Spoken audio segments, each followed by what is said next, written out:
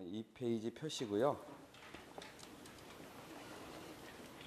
처음부터 수업을 나가도록 하겠습니다.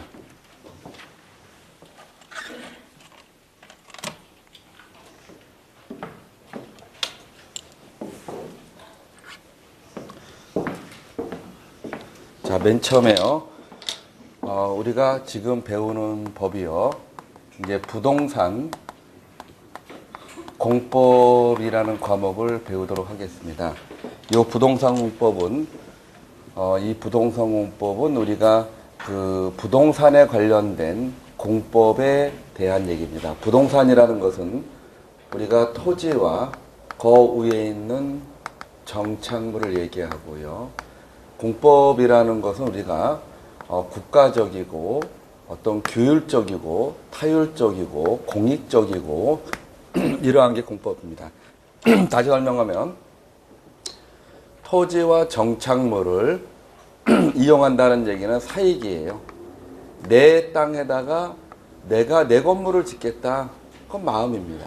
그런데 국가에서는 공공복리라는 헌법에 근거한 공공복리라는 근거에 의해서 공익적인 목적으로 사익을 제한할 수 있습니다. 요렇게요. 요 제한을 할 때 너무 세게 제한하면 안 돼요. 요 사익과 공익이 균형을 맞춰야 되죠. 그걸 뭐라고 배웠어요? 비례의 원칙이다. 그 다음에 모든 사람에게 동등하게 제한을 해야지 이쁜 사람에게 봐주면 안 되죠. 그게 뭐예요? 평등의 원칙이다. 그 다음에 제한을 해놓고서 이랬다 저랬다 계속 바꾸면 안 되겠죠. 그거를 우리는 뭐라 그래요? 신뢰 보호의 원칙이다. 그래서 이런 세 가지 원칙에 의해서 공익적인 목적으로 사익을 뭐해요? 제한할 수 있는 법을 우리가 배우는 겁니다. 특히 부동산에 대해서. 그러면 부동산에 대해서 공익적인 목적으로 제한할 수 있는데 이런 법이 몇 개냐? 이런 법은 수백 가지가 된다 그랬어요. 그럼 수백 가지를 시험을 다 봐야 되느냐? 우리는 이 중에서 6가지만 시험을 본다는 겁니다. 맨 처음에가 국토의 계획 및 이용에 관한 법률, 두 번째가 도시개발법, 세 번째가 도시 및 주거환경 정비법, 네 번째가 건축법, 다섯 번째가 주택법, 여섯 번째가 농지법 해서 우리는 6가지만 시험을 보겠다는 얘기예요. 옛날에는 9가지였는데 많이 줄었어요. 그러면 이 중에서요, 우리가 요렇게 가서 요 농지법이라는 것은 우리가 앞으로 공부할 때 보전을 위한 법이라는 걸 기억하셔야 돼요. 자, 이렇게 하나의 도시가 있는데 이 안에 산도 있고 강도 있고 있죠. 우리는 이 산이나 강을 그냥 내버려 두는 게 좋아요? 아니면 좀 건드려서 관리하는 게 좋아요? 우리가 요런 산 같은 거를 그냥 내버려 두는 행위를 우리는 뭐라 그러냐면 이런 거를 보존이라 그래요. 그리고 우리가 산이나 강을 좀 육성해야 되잖아. 관리하기 위해서 지정하는 것들 이런 걸 뭐라 그래? 보전이라 그래요. 이건 노유스라 그랬고 노유스 이거는 뭐다? 와이즈유스예요. 개념이 달라요. 이거는 그러니까 산지관리법 이런 식으로 산이나 농지로 뭐 한다? 육성하는 법이에요. 그러니까 이건 농지법이라는 게 보존을 한다? 이렇게 하시면 안 된다고 여러 차례 얘기했어요. 자, 그 다음에 우리가 여기 있는 법은 이제 이용이나 개발에 관한 법이라 그랬어요. 그래서 우리가 이게 도시가 하나가 있다고 치면은 여기서 이제 이렇게 하나하나 도시가 만들어지는데 도시 전체를 봤을 때 뭐라 그랬어요? 이용이라 그랬어요. 그런데 이것이 하나가 만들어질 때 이 부분만 쳐다볼 때는 뭐라고 배웠어요? 개발이라 그랬어요. 그렇죠? 그래서 우리는 개발은 조속히 하는 거, 이용은 단계적으로 하는 걸 얘기한다 그랬어요. 위에 있는 법은 이렇게 이용이나 또는 뭐예요? 개발을 위한 법이에요. 그 중에서도 우리는 이렇게 나눠서 요 위에 있는 거는 우리는 토지를 이용하거나 개발할 때 그거를 공익적인 목적으로 제한하는 법이고, 요 밑에 있는 거는 건축물에 관련된 법이라고 배웠어요. 우리는 토지에 관련된 법이 달랑 3가지가 아니죠. 엄청 많습니다. 뭐 개발지원구역의 지정 및 관리한 특별지시법이라든가 뭐 경제특구에 관한 법, 기획도시에 관한 법, 택지개발법, 엄청나게 많은 것 중에 우리는 3가지만 배운다 이거예요. 3가지는 법리가 같이 움직여요.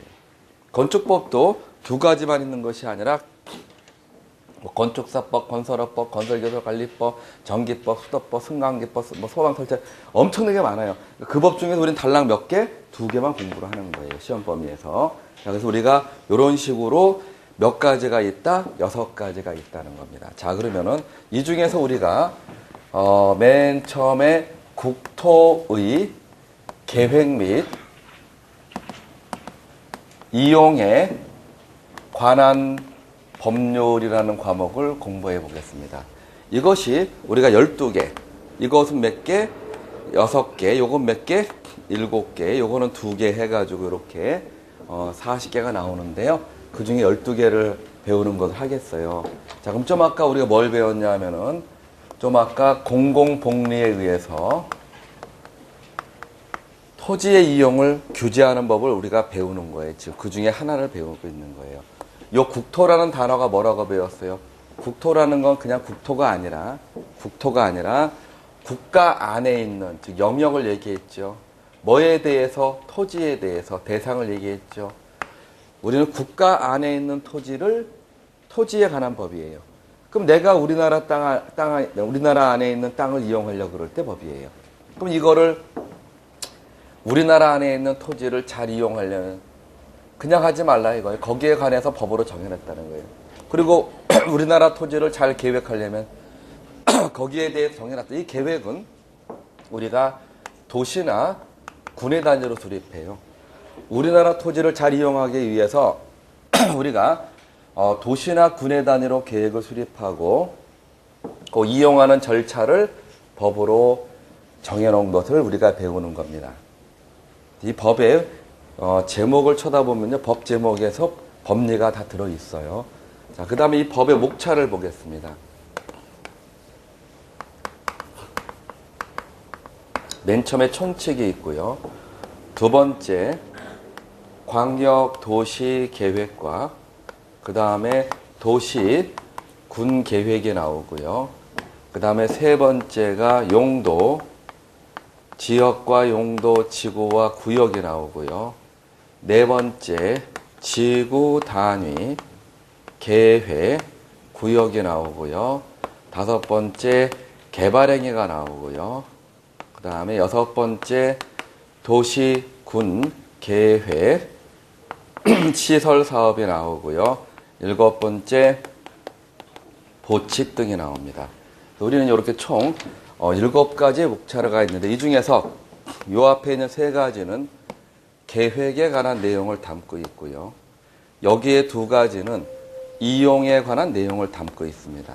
그래서 우리는 이렇게 계획과 이용에 관한 법률이라는 거예요. 여기서 이렇게 해가지고요. 요거는 우리가 절차적인 내용을 담고 있고요. 이렇게 해서 여기에는 우리가 뭐다? 실체적인 내용을 담고 있습니다. 여기서는 요거는 소극적 계획이고요. 요거는 뭐예요? 적극적 계획입니다.